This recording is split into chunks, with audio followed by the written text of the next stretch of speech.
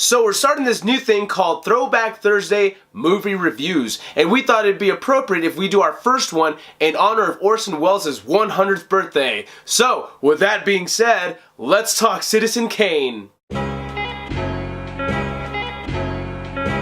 It's known as the greatest talking picture ever made. 24-year-old Orson Welles comes out of nowhere, directs, produces, and stars in a parody of American newspaper tycoon William Randolph Hearst. Orson Welles plays an American newspaper tycoon named Charles Foster Kane. The film starts off with Kane already old and in his deathbed, and just seconds before he kicks the bucket, he whispers his final words, which are, Rosebud. And this drives the world crazy! One of the most richest, most powerful, most popular Americans of all time could have said anything just before he dies, but he chooses to say Rosebud. He could have said something like, I just want you to know that I hate you all and I once kicked the dog. Or he could have said, hey, to be honest with you guys, you know, I never once read a newspaper. In fact, I don't know how to read. But no, he goes on and says Rosebud instead, and no one knows what the hell this means. So a few journalists get together and investigate the origins of Rosebud.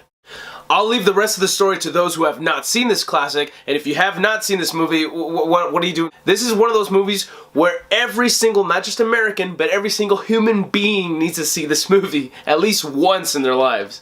Couple facts about the movie. Orson Welles was only 25 when he made this movie, and it was his first movie. That's pretty freaking awesome. Mid-20s and already got the title of director of the greatest movie of all time. What the hell am I doing with my life?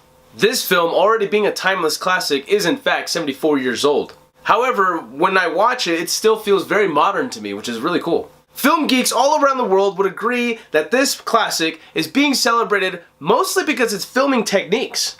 You got the deep focus cinematography, contrast lighting, which is mostly the main influence for film noir.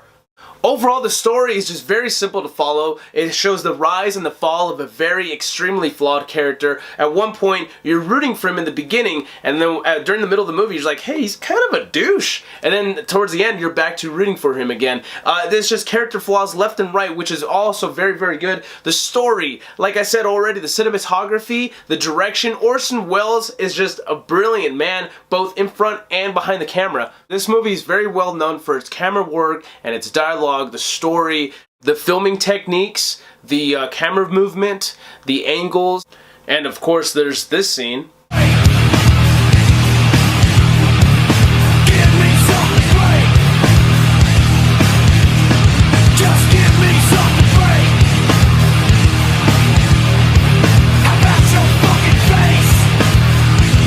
When it comes to rating, of course, I'm going to give Citizen Kane, without a doubt, 5 out of 5 skulls. I mean, this movie is just, it's been parodied many times. Like, I'm looking at you, Peter Griffin.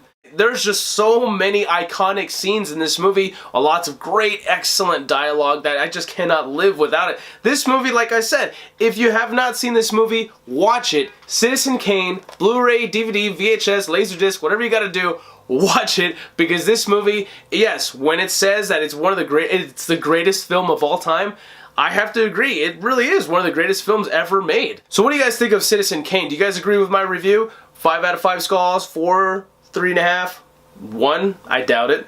Sound off in the comments below. Until then, stay focused, stay sharp, and Axial On.